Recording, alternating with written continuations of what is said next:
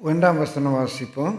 எரேமியா இன்னும் காவற்சாலையின் முற்றத்திலே அடைக்கப்பட்டிருக்கையில் கர்த்தருடைய வார்த்தை அவனுக்கு இரண்டாந்தரம் உண்டாகி, அவர் இதை செய்கிற கர்த்தருமாய்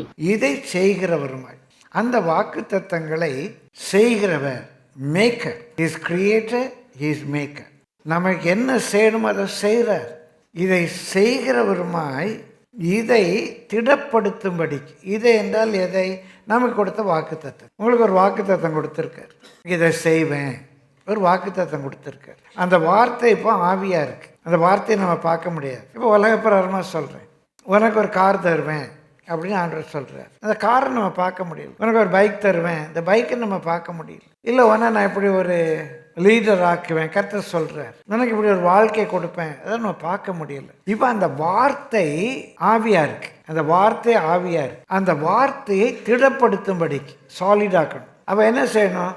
அந்த வார்த்தைக்கு ஒரு உருவம் கொடுக்கணும். அந்த வார்த்தை உருவமாக மாறுது.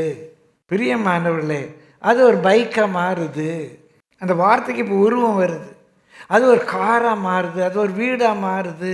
இவன் ஒரு மிஷினரியாக கொண்டு போவேன், ஒரு பணித்தளத்துக்கு கொண்டு போகிறாரு. அவர் கொடுத்த வார்த்தை உருவருது. பிரியமானவர்களே, ஒரு குழந்தை கற்பத்தில் உருவருது, கருதரிக்குது. அது கண்ணு வருது, மூக்கு வருது, காது வருது, விரல் வருது, முடி வருது, நகம் வருது, உரு வருது.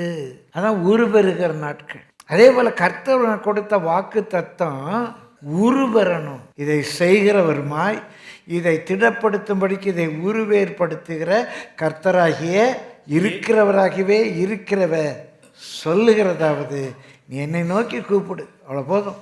நீ அறியாதவனு கெட்டாததுமான பெரிய காரியங்களை நான் செய்வேங்கிறார்.